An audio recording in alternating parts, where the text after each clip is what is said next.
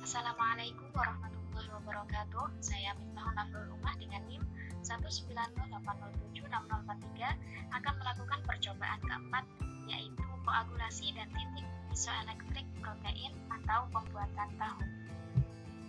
Tujuan dari percobaan ini adalah untuk memahami prinsip-prinsip koagulasi pada titik isoelektrik. Dasar teori.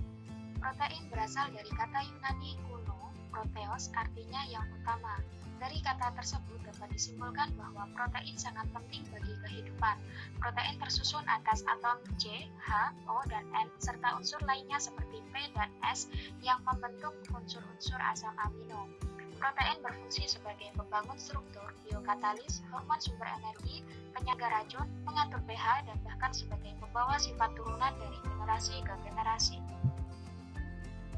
Kedelai merupakan tanaman yang memiliki kandungan protein 35-40% berdasarkan berat kering, sehingga kedelai menjadi sumber protein yang relatif murah untuk dikonsumsi manusia. Protein kedelai mempunyai kandungan lisin yang tinggi. Lisin merupakan asam amino pembatas pada produk yang berasal dari biji-bijian, termasuk beras kaya akan asam amino yang mengandung atom belerang. Menurut Standar Industri Indonesia atau SII, tahu merupakan makanan yang padat yang dicetak dari susu kedelai dengan proses pengendapan protein pada titik isoelektriknya tanpa atau dengan penambahan zat lain yang diizinkan. Atas bahan kering, tahu mengandung 59,18% protein, 30,24% lemak, 2,69% abu, dan 7,89% karbohidrat. Tahu juga merupakan sumber kalsium. Mineral lain yang terdapat dalam tahu adalah besi, fosfat, kalium, natrium. Selain itu, tahu juga mengandung vitamin B, kolin, dan vitamin E. Tahu diperoleh dari susu kedelai yang dikoagulasi dengan berbagai jenis koagulan. Koagulasi terjadi karena adanya cross-linking molekul protein pada susu kedelai dengan kation divalen. Faktor-faktor penggumpalan tahu antara lain varietas bahan dasar, persentase protein dalam kedelai, suhu pemanasan susu kedelai, suhu penggumpalan, pH, tipe penggumpal, dan lain-lain.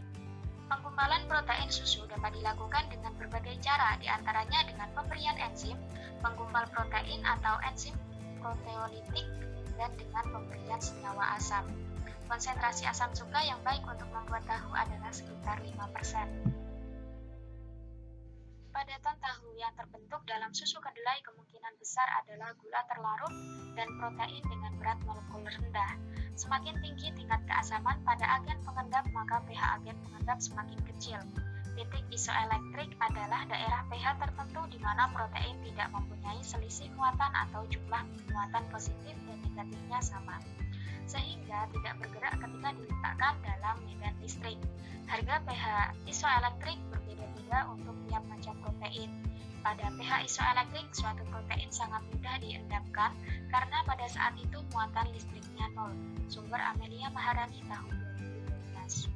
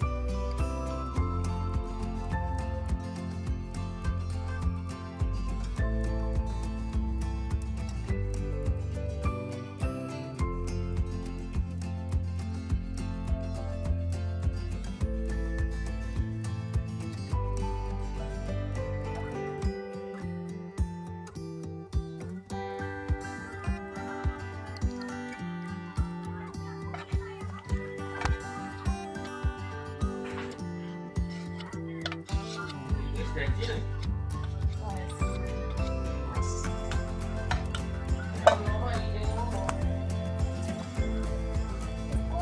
dadi tukake ngono ku kesedihan.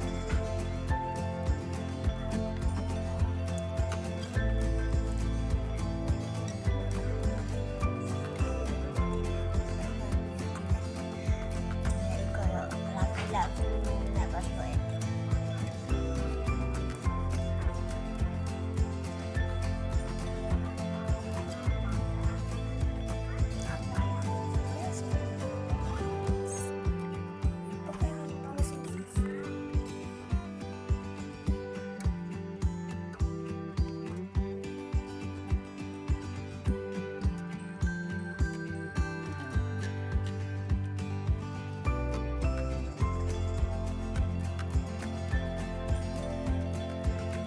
Jadi bisa dilihat kadar asam cuka yang digunakan itu sekitar 25%. Kemudian yang digunakan untuk pembuatan tahu ini setiap 100 ml susu kedelai itu ditambahkan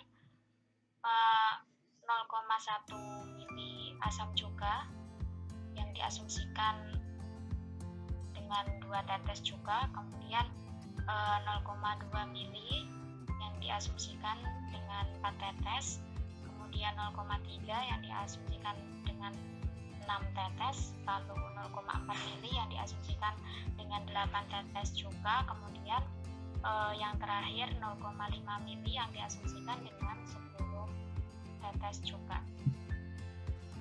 Pembahasan. Pada praktikum ini, kedelai yang sudah ditimbang sebanyak 200 gram dicuci bersih dan direndam selama 12 jam. Kedelai yang sudah direndam mengembang karena menyerap air sehingga teksturnya lebih lunak. Setelah itu, kedelai dicuci dan ditambahkan air 2 kali lebih banyak dari kedelai untuk di blender.